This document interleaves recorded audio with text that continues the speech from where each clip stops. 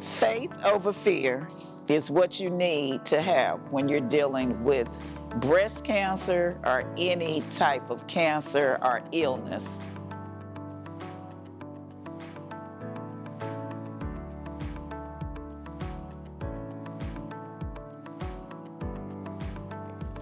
My name is Jessie Goree.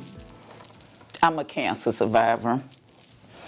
I was diagnosed on 9/11 of 2019 of having breast cancer.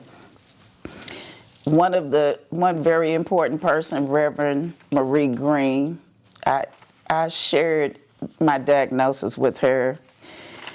She also is a cancer survivor, and she gave me this Bible verse, Isaiah 41:10. Don't be afraid, for I am with you. Don't be discouraged, for I am your God. I will strengthen you and help you. I will hold you up with my victorious right hand. This is the Bible verse that I took with me every time I saw my doctor after I was given a diagnosis. This has been a rough year for me this year. My line sister was Adrienne Granger Smith, was a principal in Fulton County Schools. She also was diagnosed with cancer. The cancer came back on her 4 times, and we lost her this summer. So for me to sit before you and open up the history of my diagnosis, I'm very emotional this morning because God blessed me, and I am a survivor. And as you can see with my shirt that I wore this morning that says faith over fear. I always had faith from the very moment that I was diagnosed that I would conquer breast cancer. And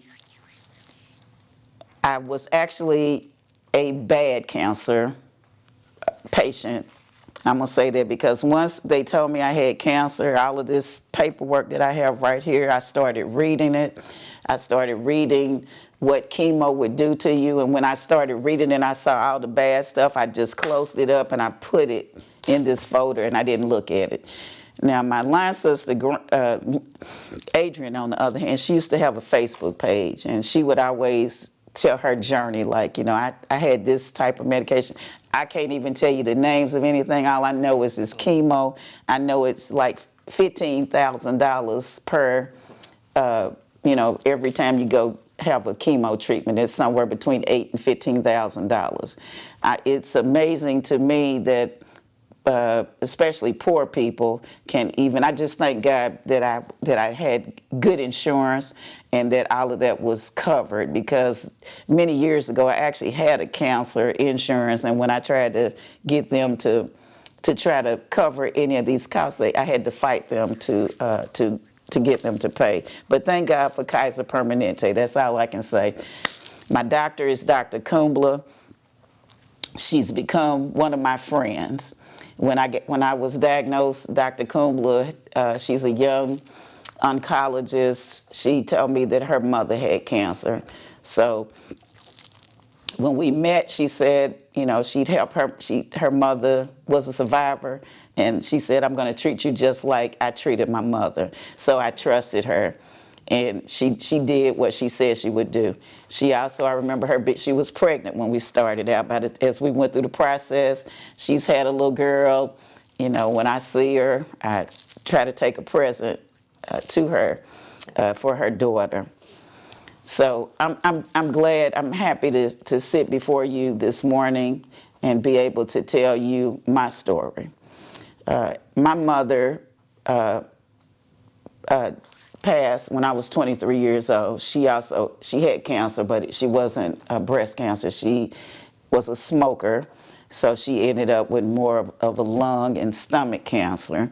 But for me to end up with breast cancer, I just didn't see it coming. I didn't think that it was coming.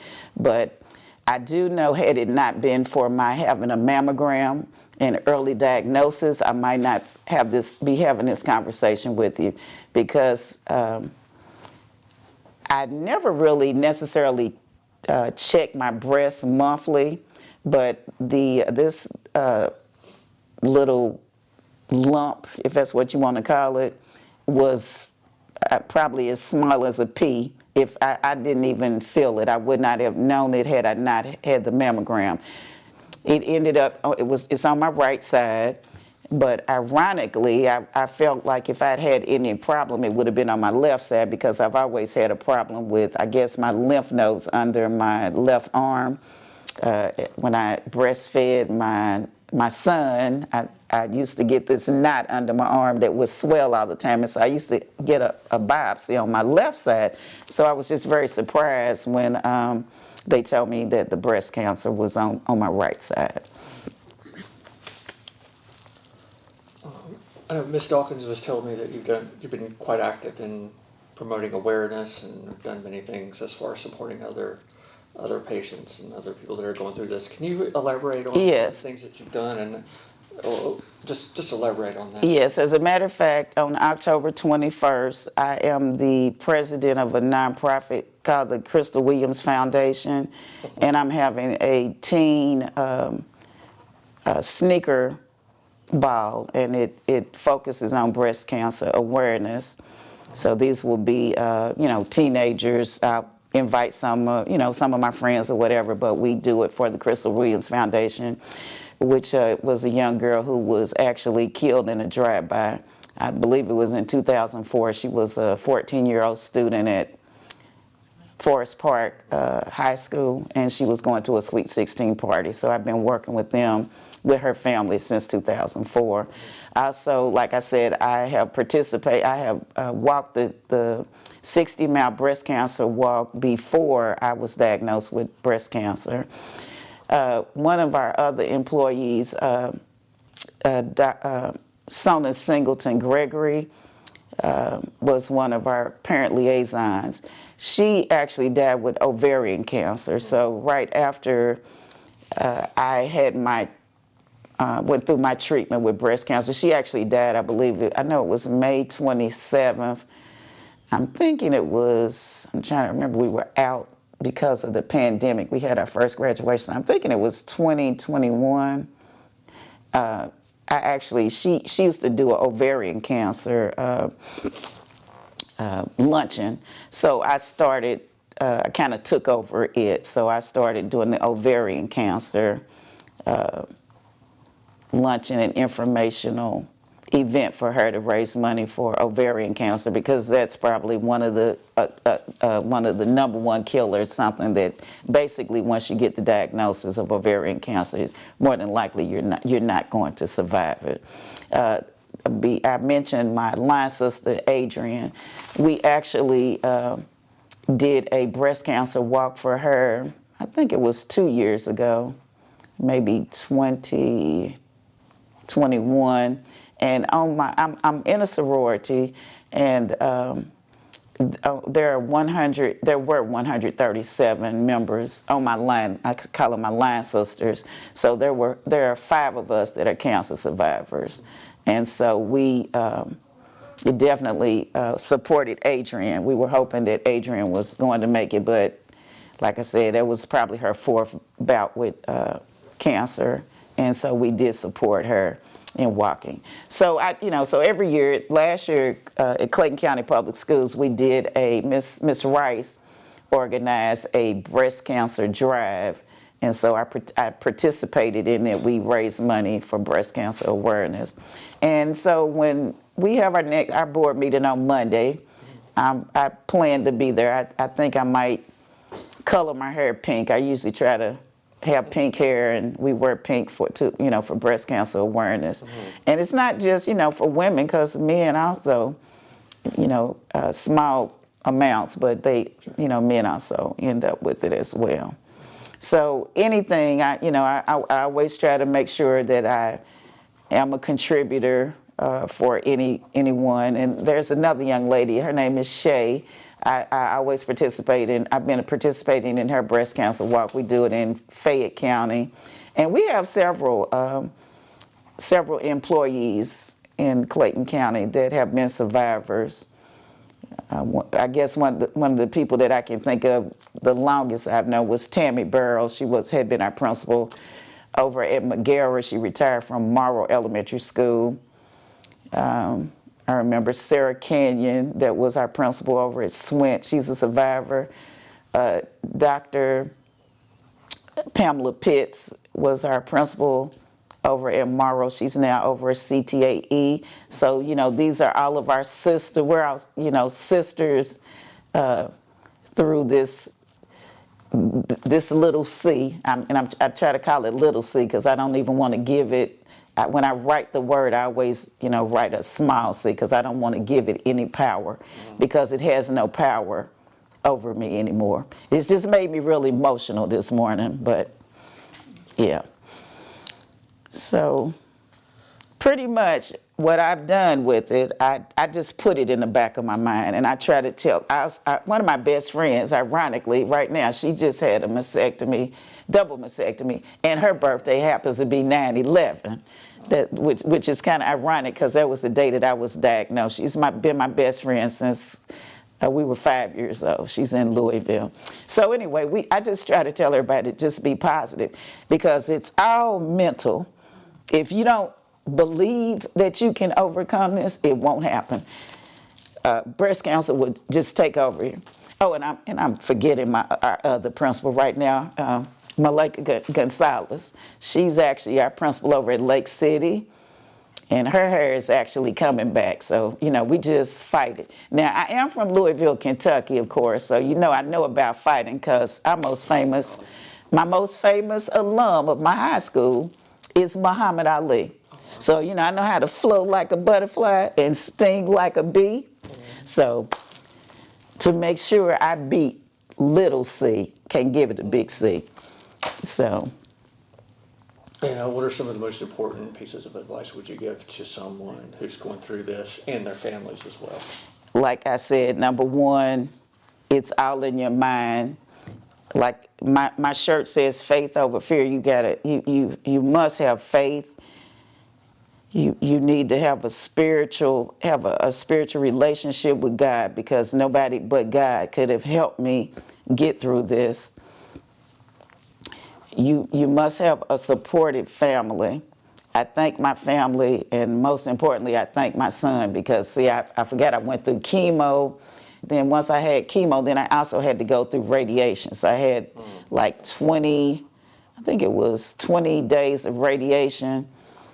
And radiation is very interesting because, they focus in on the area. So when I went to the doctor, they put out these permanent markings, and you wear these little markings, around your breast.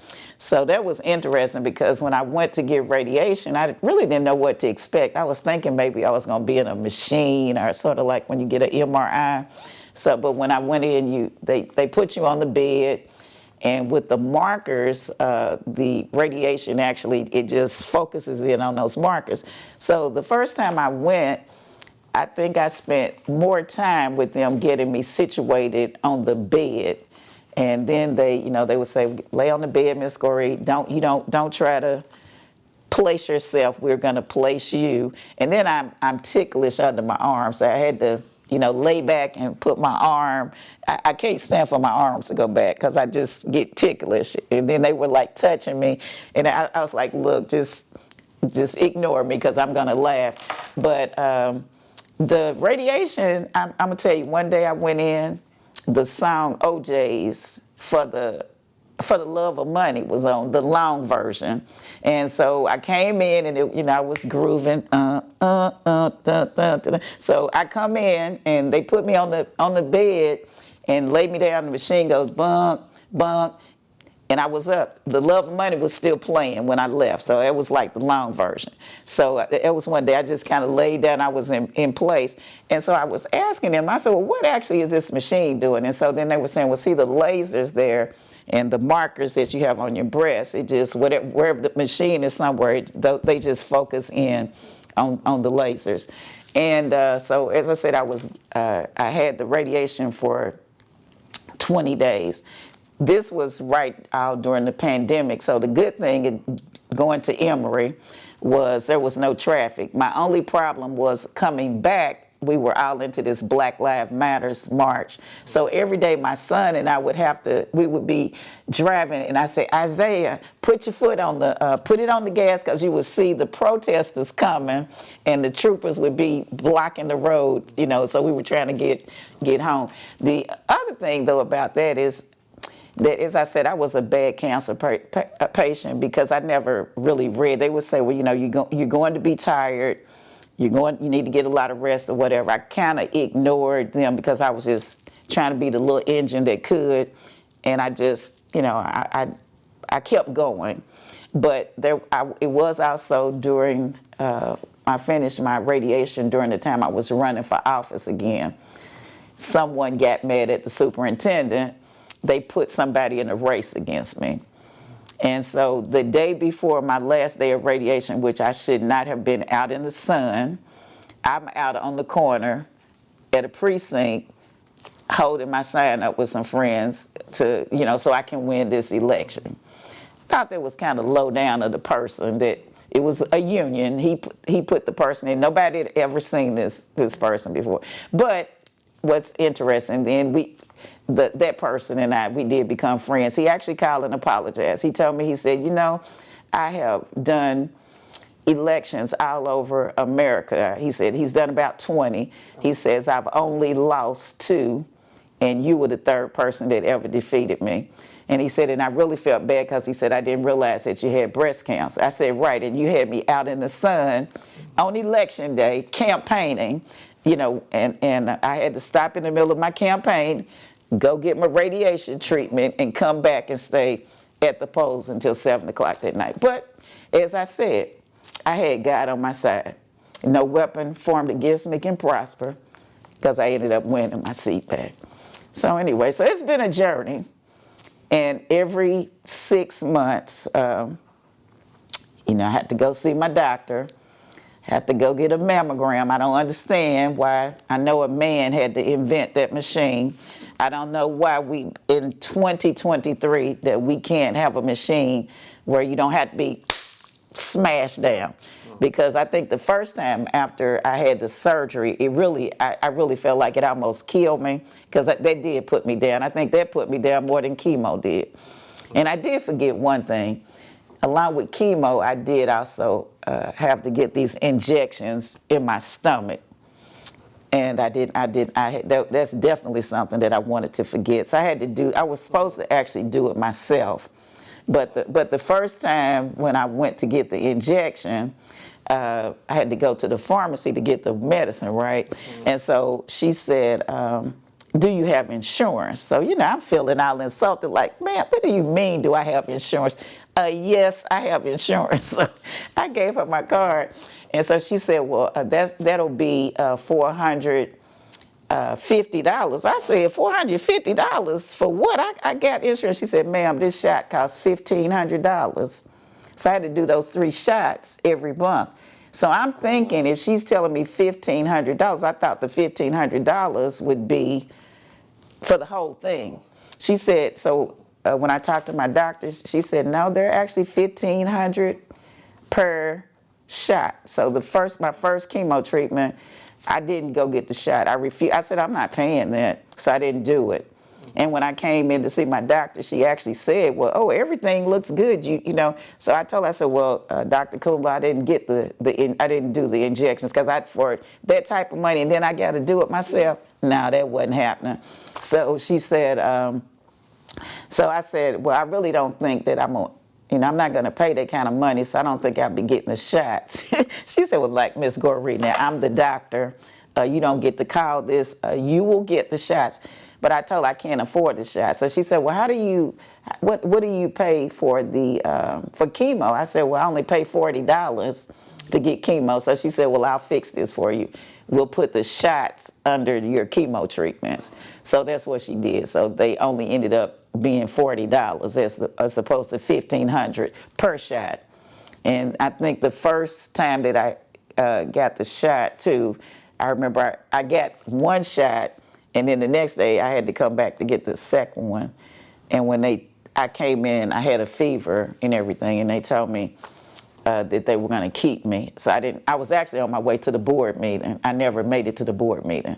They kept me at Kaiser overnight because I was dehydrated and everything. So other than those shots, every treatment, it was all right. People don't realize when you're going through breast cancer and you're going through the treatment, like I said, I had to get those shots, but some of the horrible things like diarrhea, the hair loss, nausea, all that type of stuff. So I used to start my day off with, my nurse told me, she said, don't wait until you get sick, prepare. So every morning I took a pill for nausea, I took a pill for diarrhea, so I didn't really suffer. I do regret, she did tell me don't go to a salad bar because, that affects your body. And one of my friends turned 70 and I did get a salad. And, and by the time I got home, it was stuff coming from all directions. So those types of things. So, it does do things to your body, but you as far as going back to advice, you've got to be very strong-willed, follow your doctor's orders, and exercise as much as you can. Drink a lot of water, which I will admit that once everybody told me I didn't have cancer anymore, I have an addiction, and that addiction is Coca-Cola, because when you're doing chemo, you lose your taste. So I also couldn't taste food. And so, God tried to keep me from drinking Coca-Cola, but, I was determined I was going to drink a Coke. I didn't care if I didn't have a taste or not. It was just, I got to have this Coke. So I think he finally just said, look, girl, I'm trying to keep you well. You want to drink that Coca-Cola, then, go ahead. So my taste buds did come back for the Coke. And it is an addiction, and I need to work on, because now that I'm good, and I don't have to take most cancer patients do the 5-year pill, so I don't take a 5-year pill. Only thing really she's told me to take is I think I take D2 or D3. I take B12, and I take a baby aspirin, but I have added some other vitamins that I take. So I'm doing pretty good. I do need to get up and exercise. I don't exercise like I should, but definitely all that stuff is important. And you already touched on this, but the importance of the awareness and early detection, if you want to discuss that. Yes. Add anything else to what you want I will say to every woman, make sure you get a mammogram every year. Now, I think, unfortunately, I don't really remember the age that they're telling women to get mammograms. It's probably, I'm going to say it past 40. But I really think that women in particular need to try to know your family history.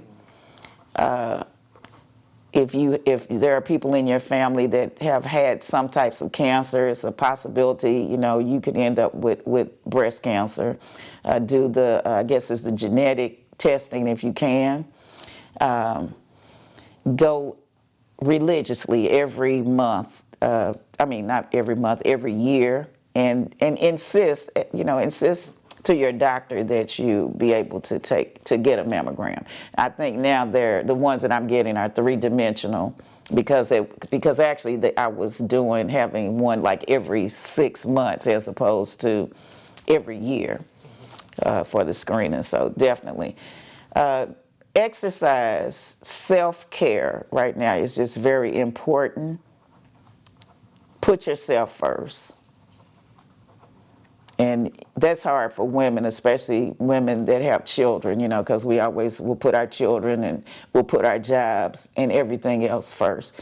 But put yourself first and have faith in God or whomever you believe that is the higher power. Have faith. And you've touched on this too, but can you talk about the importance of having that support network through friends, support groups, support from family? Right. Well, most definitely you need to have a support group, because you've got to have somebody that will be your cheerleader. As I said, you first and foremost, you must believe in yourself that you can overcome it. Because a lot of people end up, when somebody gives you some bad news, they end up with a pity party. So you can't ever have a pity party. You must believe in yourself and have inner strength. And just don't fear.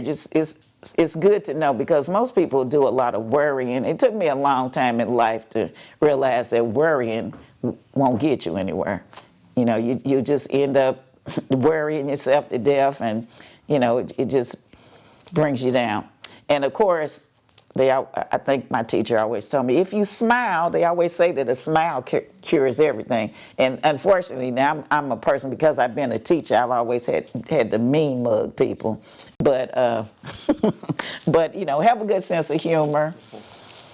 Dance, have fun, go out with your friends, do all those types of things.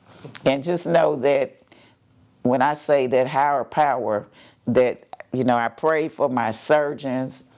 And you just know that God gives us the power to do so many things, so many phenomenal things happen in this world, that, and that's all God, because He gives us the ability to do the things that we do each and every day. Just like you doing your job now, people that are sitting in here doing their job or whatever. So, and surgeons to me are just people to be revered. Because as I said, I was going to try to be a nurse's aide one time. And I remember this man, he was about to code. I kept saying, Lord, please don't let him code on me. Let me get him down here to where he needs to be at for surgery. And I just remember looking down on the surgeon's table. That was probably the most fearful thing in my life, just looking at them. So just imagine, having a surgeon is cutting on you, and he puts all those arteries and veins and everything together just so meticulously. So that's a blessing. And you've touched on this quite a bit through the interview, but the importance of your faith. Hey, God is good all the time. I keep my Bible with me, Psalm 91. And like I said, Reverend Marie, she also, it was ironic that she even called me today when I got the diagnosis. She also had a lumpectomy. Going back to my scripture, that she said, take this with you. Isaiah 41:10, don't be afraid, for I am with you. Don't be discouraged, for I am your God. I will strengthen you and help you. I will hold you with my victorious right hand. And that's what I believe. And thank God for carrying me through this journey. And thank God for letting me sit before you today and give you a snippet of my story. And I know I've been all over the place, but That's good. Okay. That's good. I appreciate it. And here we're up, Breast Cancer Awareness Month starts in October, but the reality is you need to be aware of it every single day, 365, 24/7.